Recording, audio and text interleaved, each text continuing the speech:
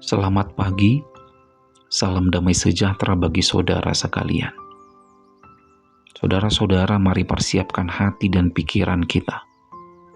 Karena sebelum kita menerima firman Tuhan di hari ini, marilah kita terlebih dahulu bersatu di dalam doa. Kita berdoa. Bapa kami yang di surga, kami manusia yang lemah dan berdosa ini akan menerima firman-Mu yang kudus menjadi sebuah perenungan bagi kami di hari ini. Oleh karena itu Tuhan, tolonglah berkati setiap hati dan pikiran kami yang selalu rindu untuk mendengar firman-Mu, supaya ketika kami sudah mendengar, kami boleh menjadi pelaku-pelaku firman. Di dalam nama Yesus Kristus. Amin. Firman-Nya yang menjadi perenungan bagi kita di hari ini tertulis di dalam Mazmur 28 ayat 7. Tuhan adalah kekuatanku dan perisaiku. Kepadanya hatiku percaya. Aku tertolong, sebab itu beria-ria hatiku, dan dengan nyanyianku aku bersyukur kepadanya. Amin. Demikianlah sabda firman Tuhan.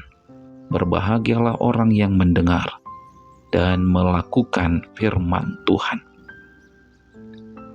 Saudara-saudara yang dikasihi Tuhan, firman Tuhan yang menjadi perenungan bagi kita di hari ini hendak mengajarkan kita semua agar tidak pernah berpikir bahwa Tuhan tidak berbuat apa-apa. Di saat situasi kehidupan kita seperti sedang berada di dalam lembah kekelaman, Tuhan tidak berbuat apa-apa. Mari jauhkan pikiran yang demikian dalam hidup kita. Karena Tuhan bukan tidak berbuat apa-apa di saat hidup kita sedang berada di dalam lembah kekelaman. Tapi Tuhan selalu berbicara dalam hidup kita. Tuhan selalu mengajari. Tuhan selalu mengingatkan. Dan Tuhan akan selalu memberikan pertolongannya. Maka jangan katakan Tuhan tidak pernah berbuat apa-apa. Tuhan tidak pernah berbicara. Tuhan tidak pernah mengingatkan aku dalam hidup ini. Padahal Tuhan sudah mengingatkan kita berulang kali dalam hidup ini. Jangan lakukan itu. Tuhan sudah ingatkan itu. Karena jika engkau melakukannya, maka engkau akan menyesal. Lalu kita dalam hidup ini, saudara-saudara, tidak mau mendengarkan perkataan Tuhan. Hingga akhirnya semua yang Tuhan katakan menjadi kenyataan. Kita menyesal di kemudian hari. Sama seperti yang dialami oleh Daud. Tuhan sudah berbicara, Tuhan sudah mengingatkan Daud akan akibat dari dosa. Tapi Daud tidak mau mendengarkan perkataan Tuhan. Daud tetap melakukan dosa dengan cara berzina dengan Betseba. Bahkan yang lebih parahnya, dia membunuh Uria. Lalu Absalom yang mengetahui peristiwa itu, dia bersama-sama dengan tentaranya mengejar Daud. Dan di dalam pengejaran itu Daud berkata kepada Tuhan, Tuhan, mengapa engkau berdiam? Mengapa engkau tidak mendengar seruanku? Padahal sebelumnya Tuhan sudah berbicara. Tuhan sudah mengingatkan Daud, jangan pernah melakukan dosa.